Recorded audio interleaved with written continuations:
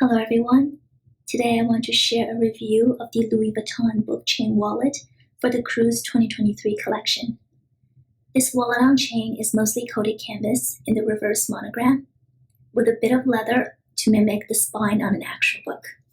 The brand name is on both the red label and on the handle. The closure is magnetic and the interior is in leather. There are built-in card slots and one slip pocket in the back.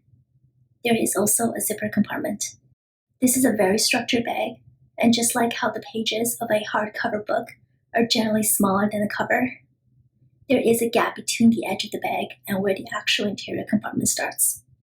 I don't mind the lost space since the resemblance to a book is the main reason why I bought this piece, and there is still enough room to fit my phone, card holder, keys, hand cream, and lip balm. The strap is detachable and adjustable. There are 2 loops along the flap to slide the strap through. My preference is to wear this bag on one shoulder at the 3rd adjustment.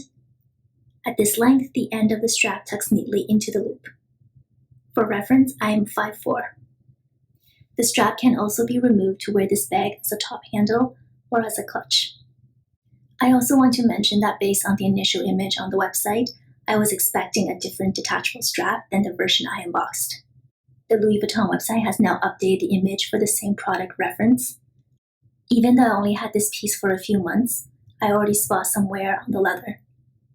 A few of the edges also look unfinished around the piping, so the craftsmanship on this piece is a bit of a miss. Even without these issues, this wallet on chain is quite expensive for a mostly canvas piece. I know Chanel also released a book-style wallet on chain in 2022, but I much prefer the look of this Louis Vuitton version. I don't usually display my bags, but I wouldn't mind keeping this one out when I rotate to another bag. If you have any questions, please leave a comment below.